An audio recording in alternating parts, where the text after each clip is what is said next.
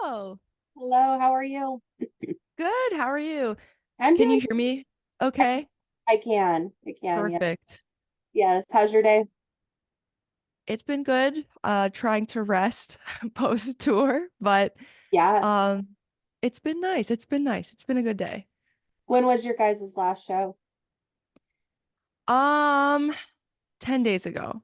Yeah. So I got home on Wednesday. So I've been home for almost a week and it's been glorious. Yes, I bet. Yeah, it was kind of a long tour. We got to see you in Boise. Amazing. Better, yes. Yeah. It was an awesome show. It was a packed little little space. I liked that show a lot. We went to this ramen place, about 9 minutes walk away from the venue, and it was so good. Well, good. Good, good. Yeah, Yeah. right in downtown, so there's like lots of different little places over there. Yeah, Boise's cute. I like it. I've never been, so it was nice. Yeah, it is a cute little place. Um, yeah, and you guys were incredible. So I hadn't heard of you guys before that. And so I wasn't sure what to expect. And holy crap, it was you guys are incredible live. Your Thank you. vocals are absolutely insane. They're so crisp and clear. You never know how that's going to translate in live shows. So when I actually went and listened, I was like, that's exactly what she sounds like live, and that's pretty cool. That's I'm I'm sure, a glad. very difficult thing to do. Thank you. I appreciate it. I'm glad it translated really well. Yes, yes. So I've listened to the album that's coming out in less than 2 weeks. Yay. You've already released 3 songs off of it. All of the reviews or all of the responses I've seen have been super, super positive. How do you look at what people say?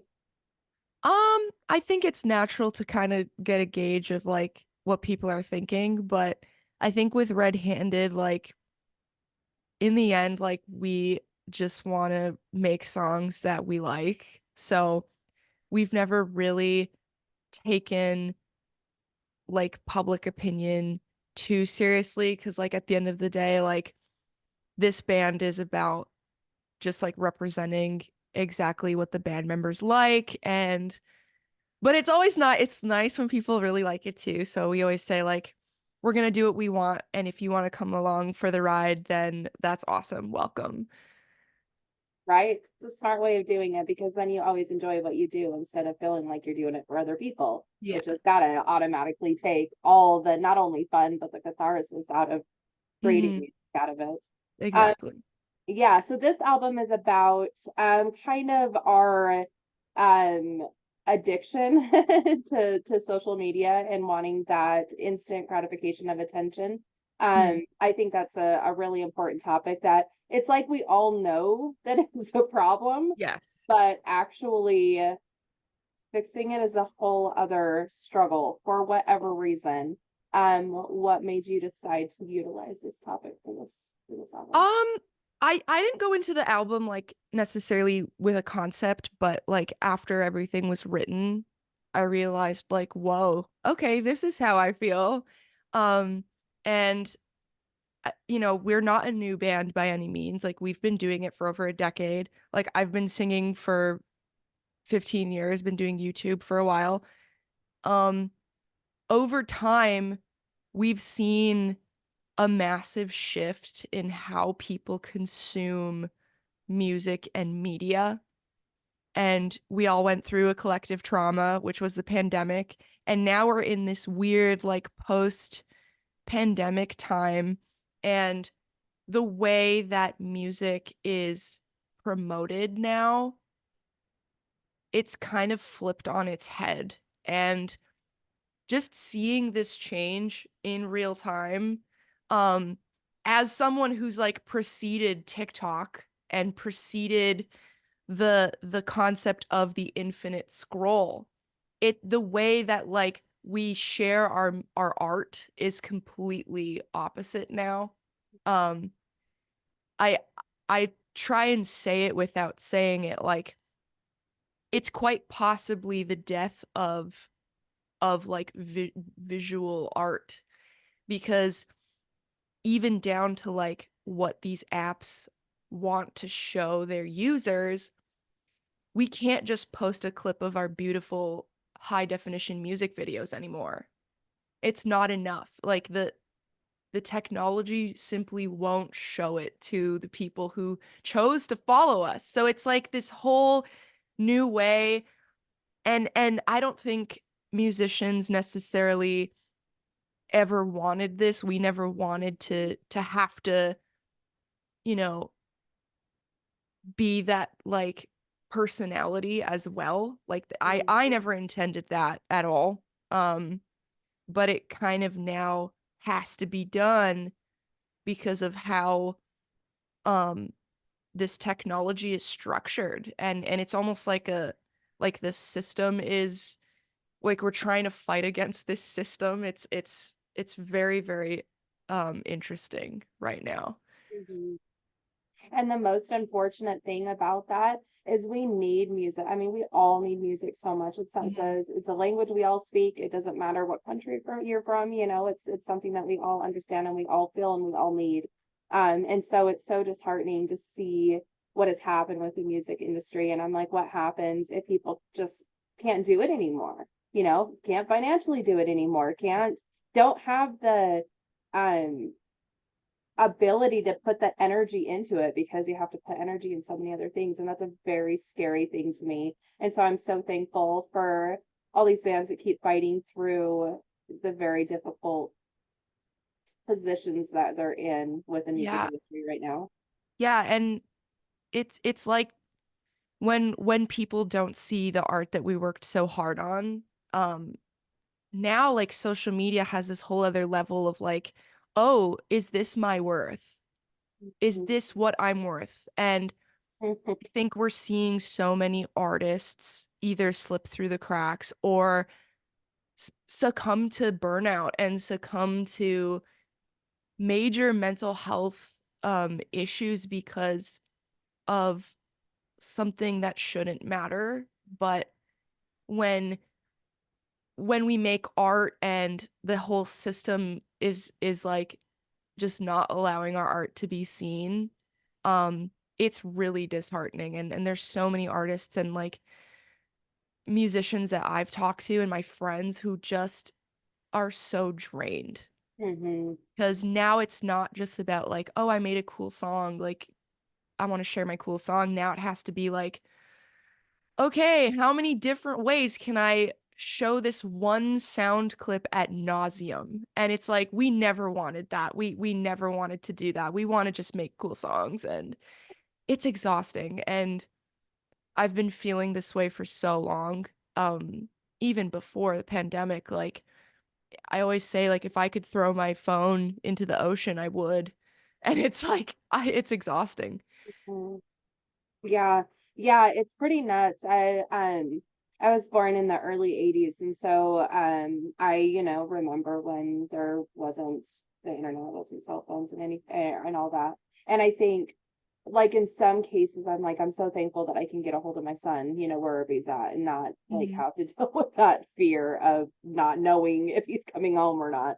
Um but there and having like so much information at the tip of your fingertips, and people use it for the most bizarre and toxic things, and it's like such a human thing to do, but there could be so much good, and we just have turned it into something so gross, and Yeah. it's so disheartening.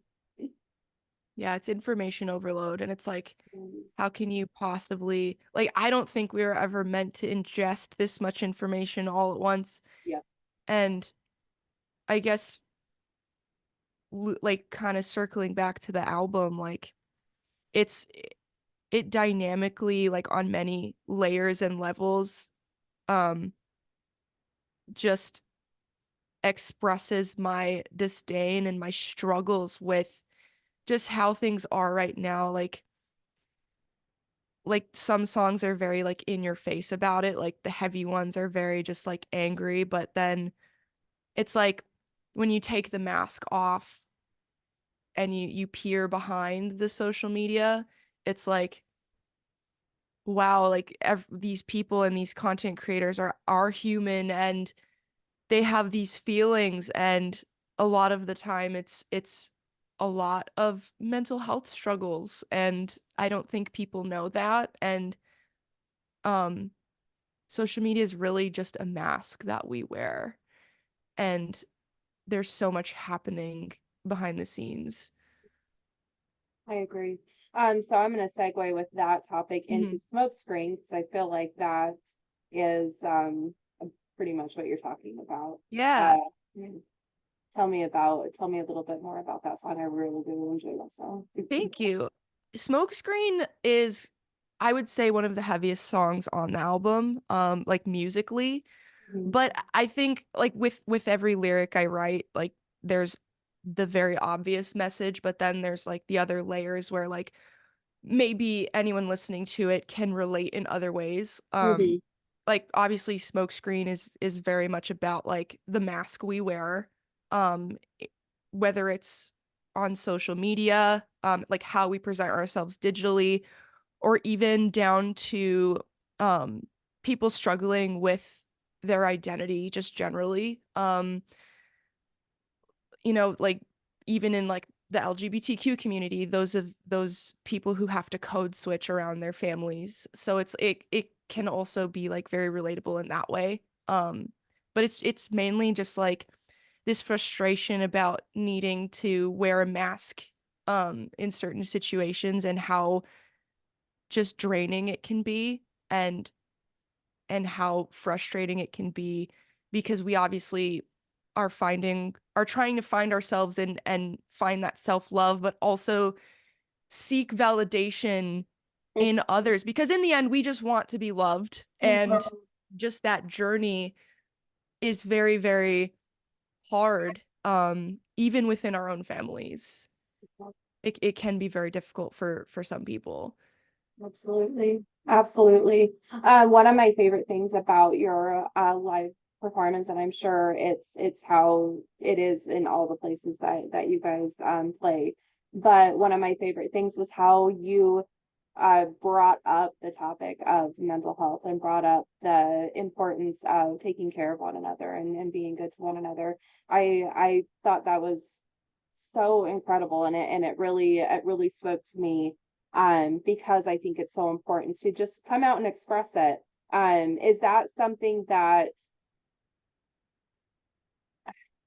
I don't, not that you're nervous about discussing, but is that something that do you notice a healthy shift in the crowds when you bring that up and people have that connection? Yeah.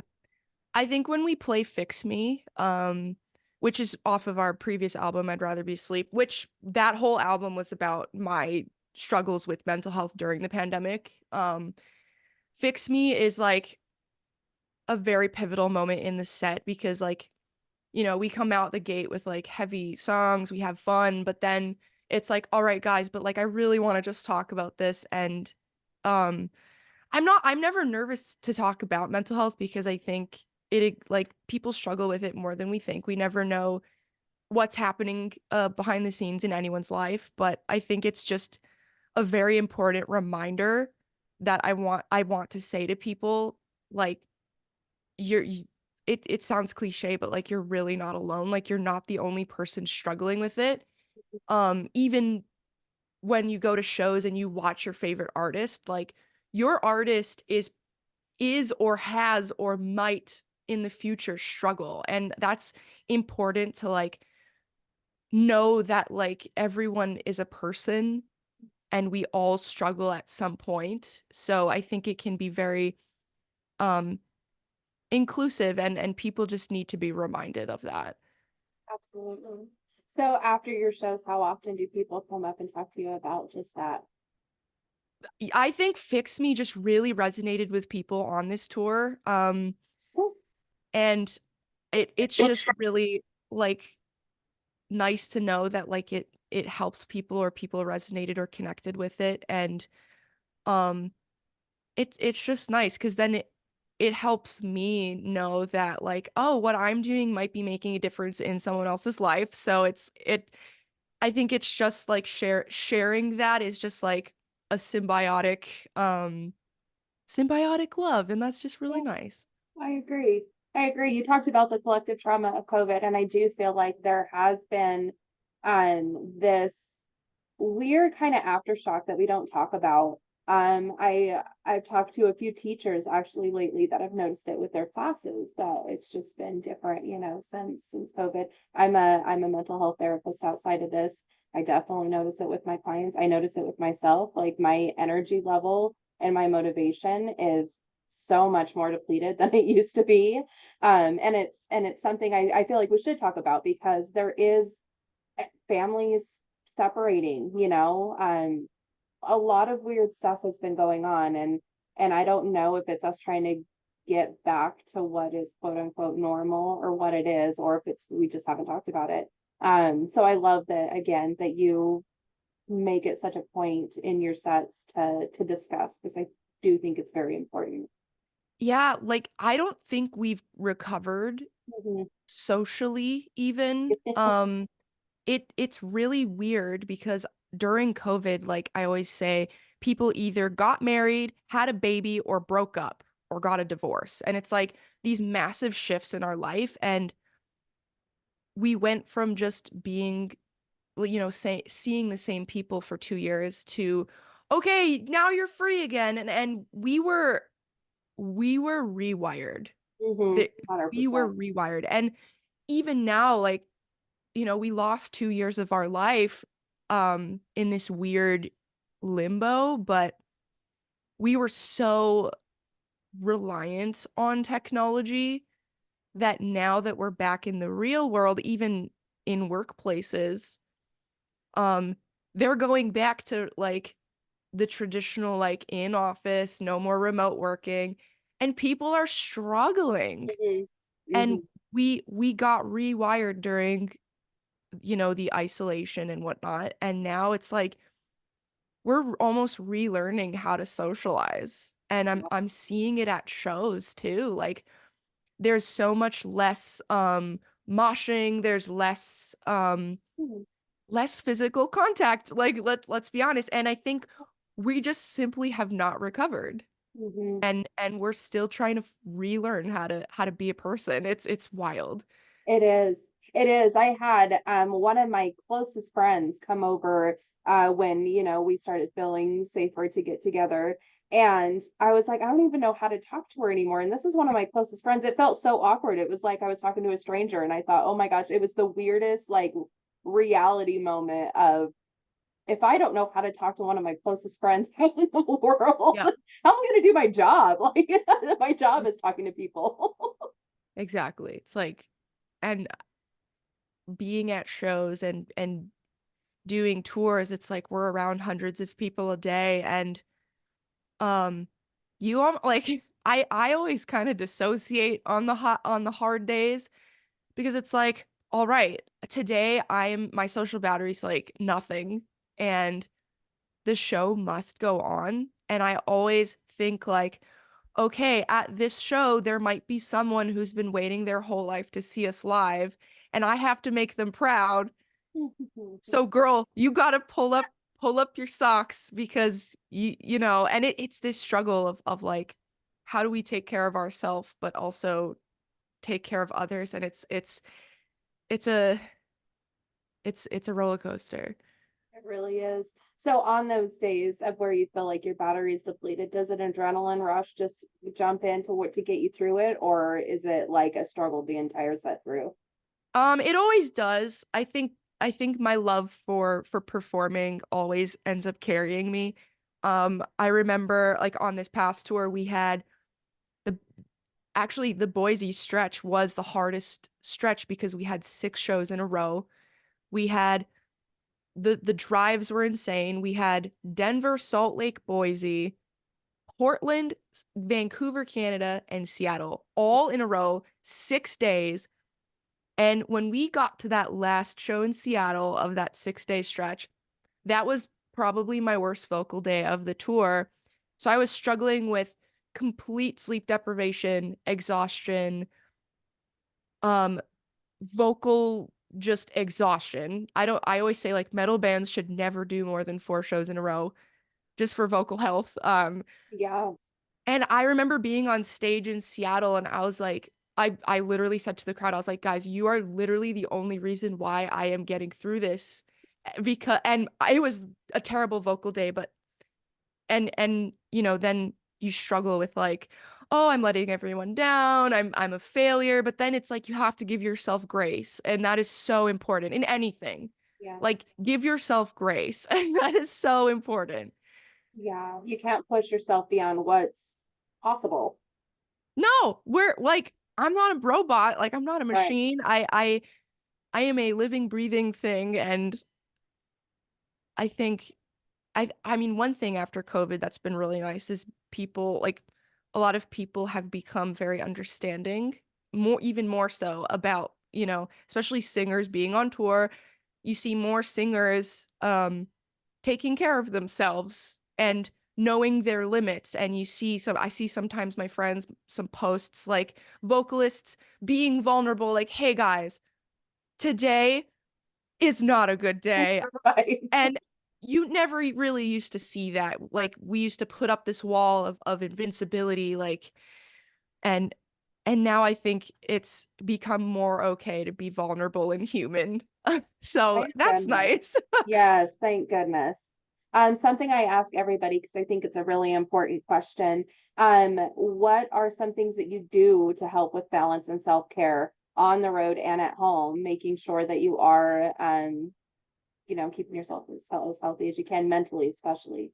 Yeah. On the road it, as a vocalist, I always say like being on tour as a vocalist sucks. Like it can suck because you can't really indulge or have as much fun as the instrumentalists because our instrument is our body. So just making sure that drinking water, getting sleep as much sleep as we can get, and just giving ourselves grace. There's a lot of mental training that I do to get myself through tours because it's very daunting. It can be very daunting.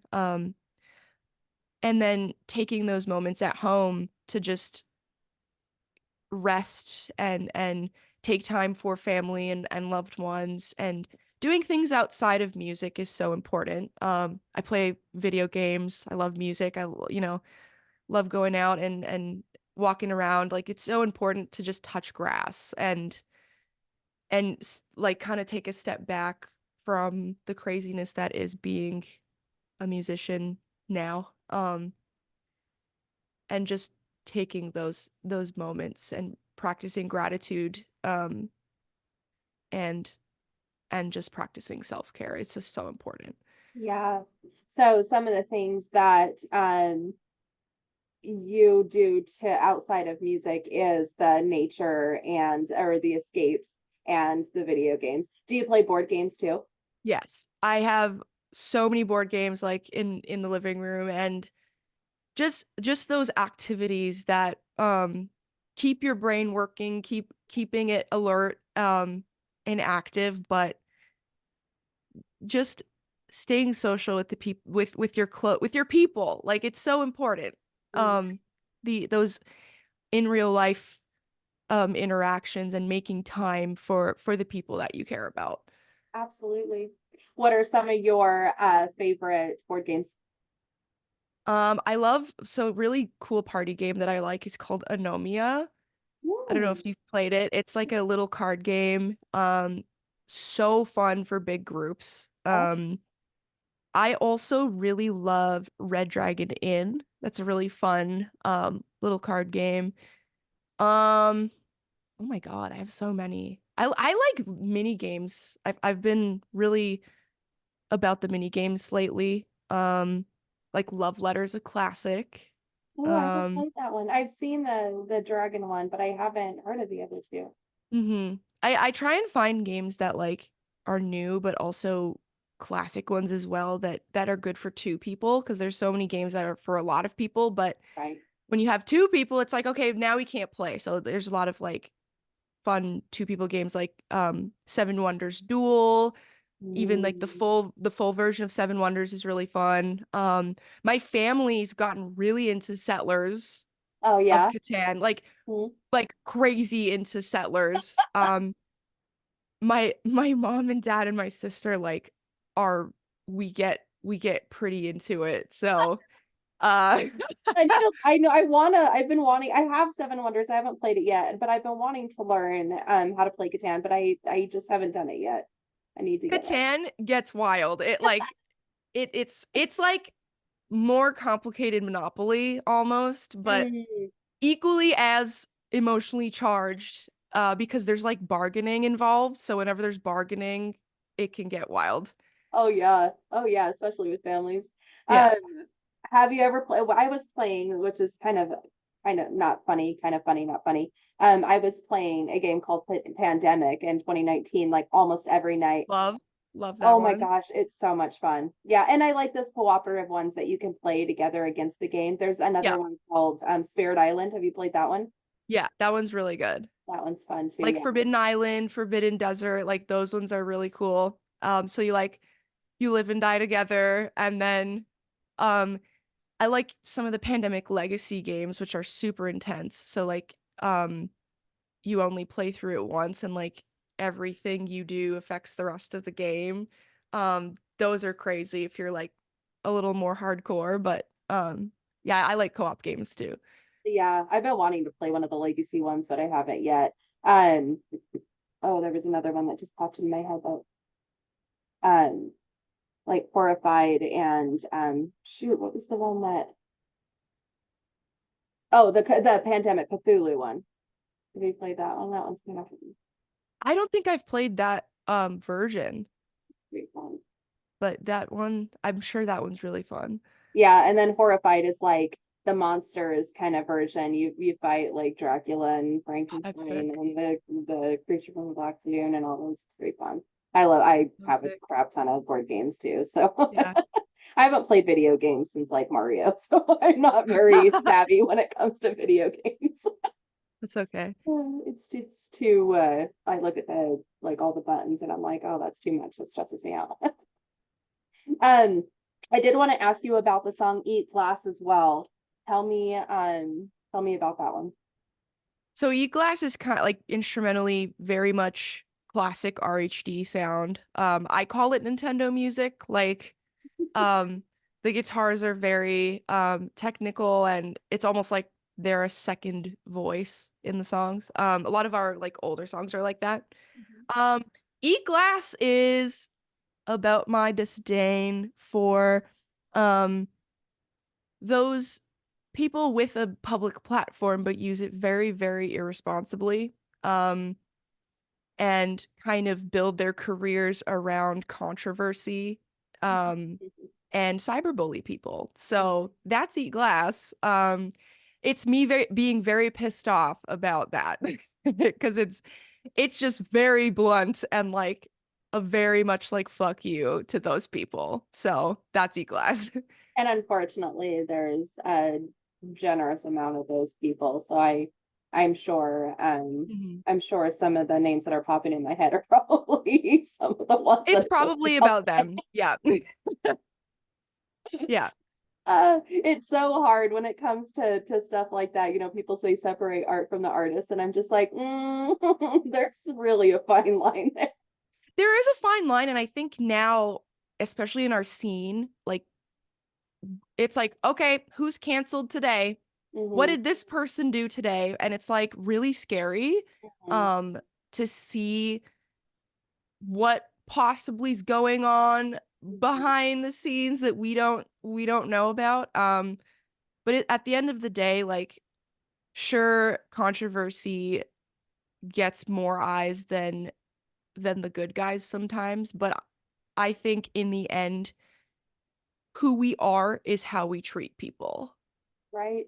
And regardless of um how treating people poorly might garner more attention, but at the end of the day, how you treat people is a testament to who you are. And Absolutely. I really believe that. Yeah, I agree. I mean, the whole saying, none of us are going to make it out of this alive. And when we do go, what do you want your quote unquote legacy to be? You know? Right. And I say that in the song. It's like, um, the only thing we'll remember you by is the shit stain you left behind. And I think I swear by that. Um it's like, what legacy do you want to leave at the end of the day? And I think anyone can change if they actually put the effort in, but um it's choices, and it's like, who do you choose to be, and do you choose to put in the work to be better? And some Right? people don't want to do that, and that's unfortunate.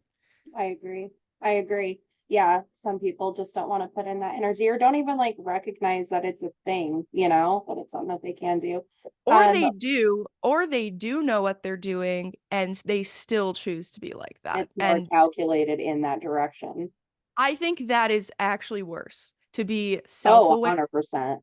and still choose to do that. Like, I think that's gross. Oh, But I 100% agree. yeah. 100%.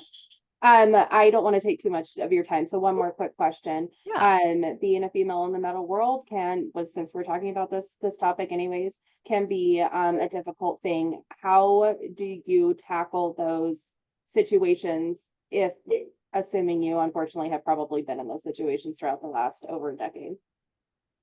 Um, I mean, there's a very small pool of women in metal.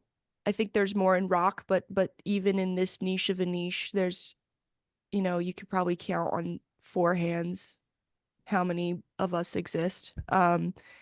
So I think um supporting our female peers is really important, and kind of rallying around each other is really important. But I think people are really quick to pit women against women, and I think that's just an unfortunate part of just the entertainment business in general. Because obviously we get compared to each other time and time again, and I think just leading by example, and doing what we want, and just being ourselves, hopefully those things will eventually whittle away. Yeah, Um, but in the end, like, I think women are criticized more, and we're put under a microscope. And any woman out there, it's like, just do you. Wear what you want, sing what you want, just be you. And if people don't like it, they can continue being upset, and, too bad. Like, right. literally just too bad. Mhm. And that's really it. I think we just have to continue being our badass selves, and lead by example. Yes, I love that.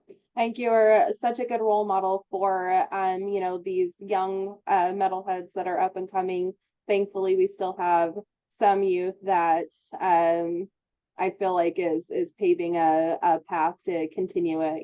My son is definitely one of them. He is a guitar shredding total metalhead, and it's really fun to see. Yeah, Yes, I'm like, that's don't amazing. die out. No, But put your kids in music. Put your kids yeah, in music. absolutely. Yeah, but I think you're such a great role model. I was really excited to talk to you after I had seen you guys live. Not only are you so incredibly talented and musically, vocally, but you're just a wonderful human, and I appreciate what you're doing. Thank you. It was really nice talking with you and chatting. Yeah, thank you for taking the time. Absolutely. I hope you have a wonderful rest of your day. Yeah, you too. Thank you. Bye. Bye.